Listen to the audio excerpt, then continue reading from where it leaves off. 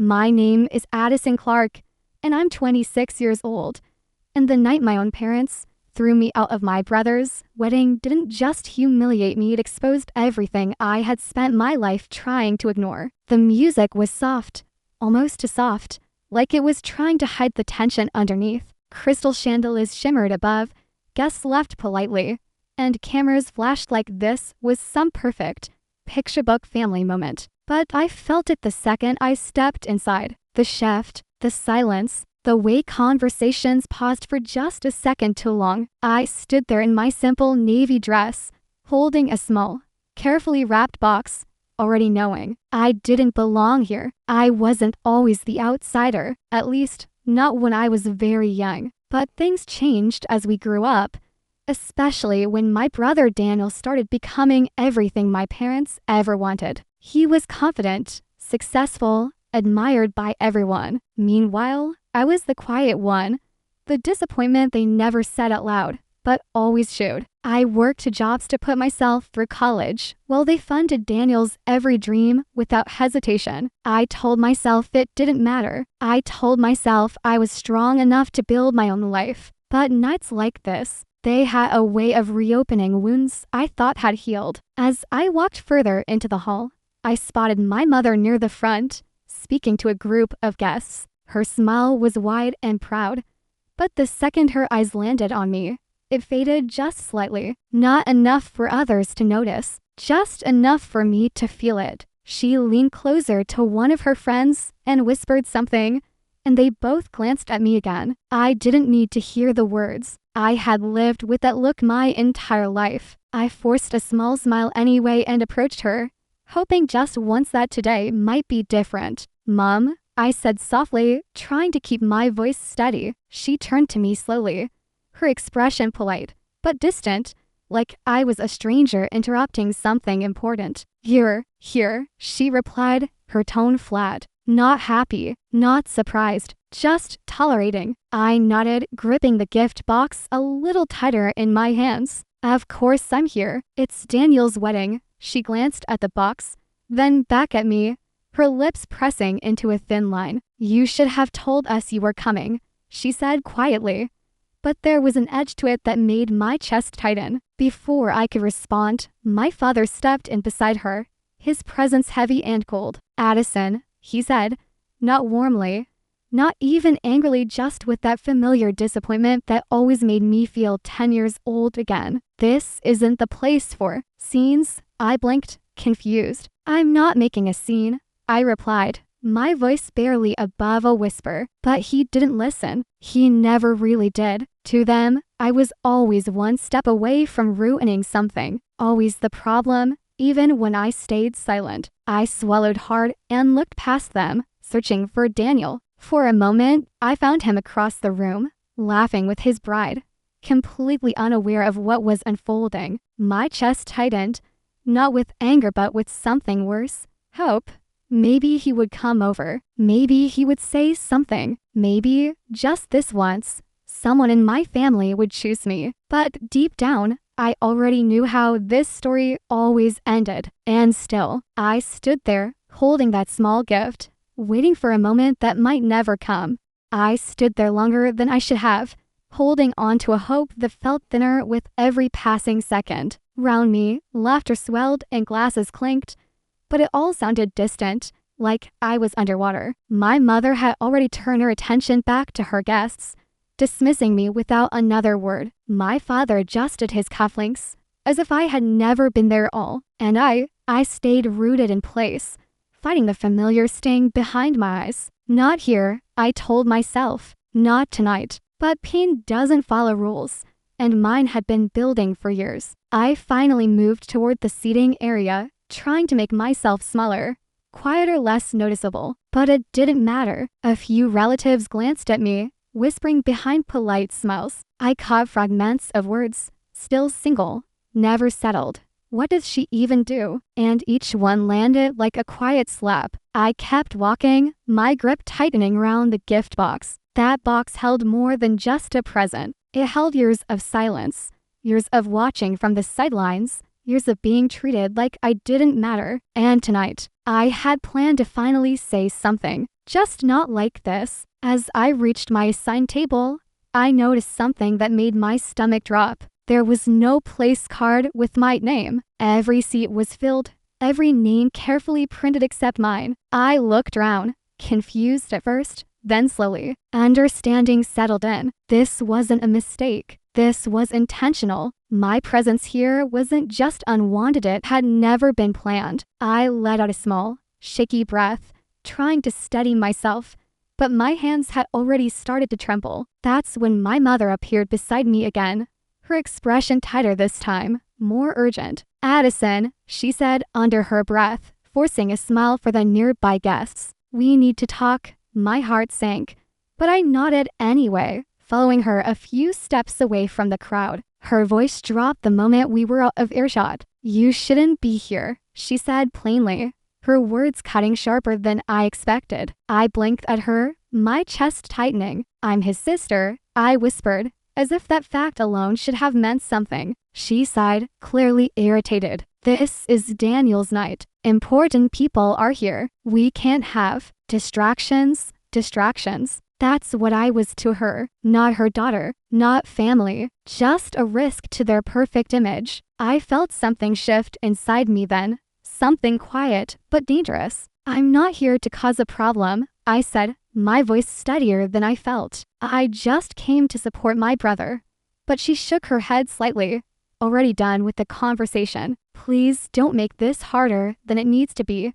Before I could say anything else, my father joined us again, his expression final and yielding. "You need to leave, Addison," he said, his tone low but firm. No hesitation, no emotion, just a decision that had already been made. The room suddenly felt too bright, too loud, too suffocating. I looked between them, searching for even a flicker of hesitation.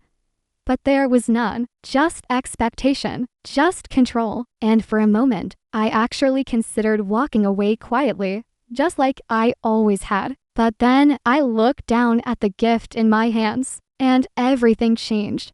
I stared at that small box in my hands, and for the first time that night, I didn't feel small. I felt steady, like something inside me had finally settled after years of shaking. My fingers tightened around the edges of the wrapping paper, not out of nervousness but certainty. If they wanted me gone so badly, fine. But I wasn't leaving quietly this time, not after everything. I lifted my head slowly and looked straight at my father. "I'll go," I said, my voice calm, almost too calm. "But Daniel deserves to get his gift first." For a split second, they hesitated. It was subtle, barely noticeable, but I saw it. My mother's eyes flickered with concern. My father's jaw tightened. They knew that tone. It wasn't the quiet, obedient daughter they were used to. But before they could stop me, I turned and started walking toward the center of the hall. My heart was pounding now, loud and heavy.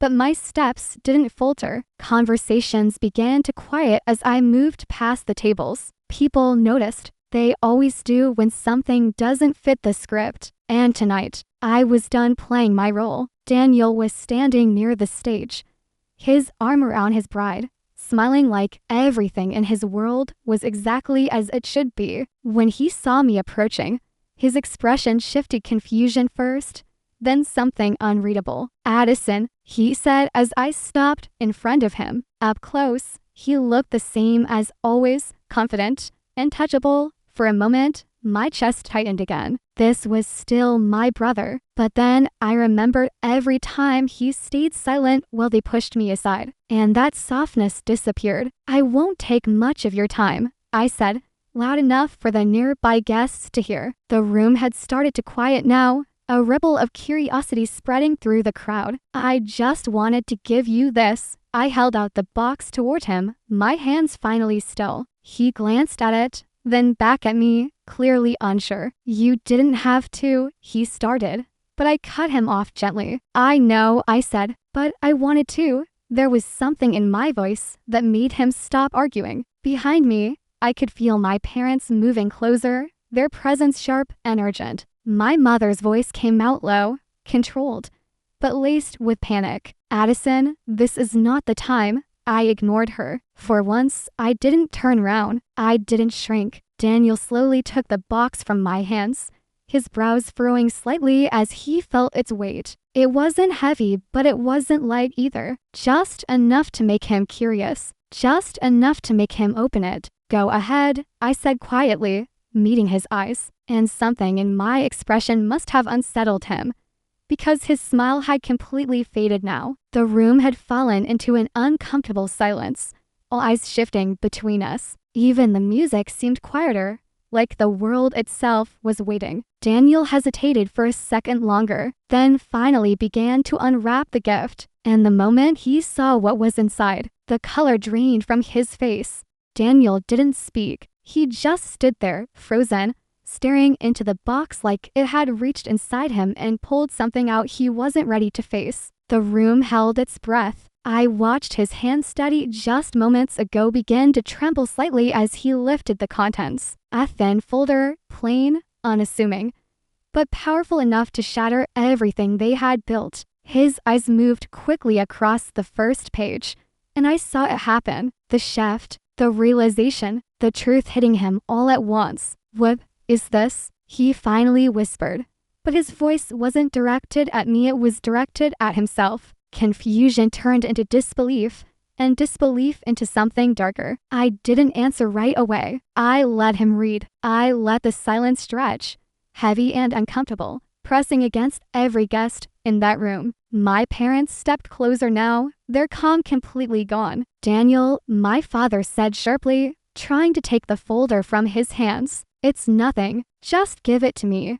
But Daniel pulled it back instinctively, his eyes never leaving the page. "It's not nothing," he said, his voice rising just enough for others to hear. Murmurs began to spread across the crowd, soft whispers turning into a low hum. My mother's face had gone pale, her composure cracking in a way I had never seen before. "Addison," she hissed under her breath, "what have you done?" I finally looked at her, really looked at her, and for the first time in my life, I didn't feel afraid. I told the truth. I said quietly. Daniel flipped to the next page, his movements sharper now, more desperate. The folder contained everything they had hidden for years: financial records, signatures, proof of where the money really went. Not into Daniel's success, not into their perfect life, but into covering debts, mistakes, lies, and the cruelest part, my name was there too. Loans taken out in my name without my knowledge. Opportunities I had lost because they had used my identity to protect their image. "You used her?" Daniel's voice cracked as he looked up at them, his expression no longer confused but furious. "You used Addison?" The room erupted into louder whispers now, guests exchanging shocked glances. My father stepped forward, trying to regain control, his voice firm but strained. "Lower your voice. This is not the place." But it was too late. The place had already chosen itself. The truth didn't wait for the right moment, it demanded to be seen. "I trusted you," Daniel said, his voice shaking, not with weakness but with anger. "You told me everything I had, everything I built, was because of you." My mother reached for him, her eyes desperate now. "It was, Daniel. We did everything for this family." But he pulled away from her touch, like it burned. "At her expense," he shot back, his voice louder now, echoing through the hall. And just like that, the perfect wedding, the perfect family, the perfect image, they all began to collapse. I stood there quietly, watching it unfold, not with joy, but with a strange, heavy sense of release. This wasn't revenge fueled by anger. This was truth, long buried, finally breathing. My chest rose and fell slowly as years of silence lifted off my shoulders. They had tried to erase me, to make me invisible. But tonight, I made sure they had to see me, not as a problem, not as a mistake, but as the truth they could no longer hide. The silence that followed felt heavier than anything I had ever lived through. It wasn't just quiet, it was suffocating, like the entire room had been forced to confront something it didn't want to see. Daniel stood in the center of it all, the folder still in his hands, his breathing uneven as his world unraveled piece by piece. Round him, guests began stepping back, creating distance, as if the truth itself was contagious. My parents look smaller now, their confidence gone, replaced by something raw and desperate. And for the first time in my life, I wasn't the one shrinking. I didn't know, Daniel said finally, his voice breaking in a way I had never heard before. He looked at me, really looked at me, like he was seeing me for the first time, not as the quiet sister in the background, but as someone who had carried this alone for far too long. Addison, I didn't know any of this. His words weren't defensive. They weren't dismissive. They were honest. And somehow, that hurt more than anything else, because a part of me had always hoped he would notice, without needing proof. I know, I replied softly, my voice steady but tired. You never asked. The words hung between us. Not sharp, not angry, just true. He flinched slightly, like they landed exactly where they needed to. My mother tried to step in again, her voice trembling now. We can fix this. We'll explain everything. But there was no fixing this. Some things don't bend, they break. And once they do, they never look the same again. Daniel shook his head slowly, backing away from them, from everything they represented. No, he said firmly, his voice gaining strength. You don't get to explain this away. He turned to the guests then, his jaw tightening, his pride dissolving in front of everyone. I'm sorry, he said, loud enough for the room to hear. This wedding, this night, it's not what I thought it was. His bride stood beside him, silent, her expression unreadable. But she didn't stop him. She didn't defend them. And that's sad enough. I felt something shift inside me again. But this time, it wasn't anger or pain. It was release. A quiet, steady kind of peace I had never known before. I had spent years trying to earn a place in a family that had already decided I didn't belong. But standing there, watching their perfect image fall apart, I realized something important. I didn't need their approval. I never did. The weight I had been carrying wasn't mine to hold, it was theirs all along. I took a step back, then another, slowly distancing myself from the chaos I had set in motion. Not out of guilt, but closure. This wasn't about destroying them. It was about freeing myself. As I turned toward the exit, no one stopped me this time. No one whispered. No one judged. They just watched. And for once, I didn't feel invisible, I felt seen. By the time I stepped outside, the night air felt different, lighter, colder, maybe, but honest. I took a deep breath, my chest rising without that familiar weight pressing down on it. Some stories don't end with forgiveness. Some don't end with everything fixed, but they end with truth. And sometimes, that's enough.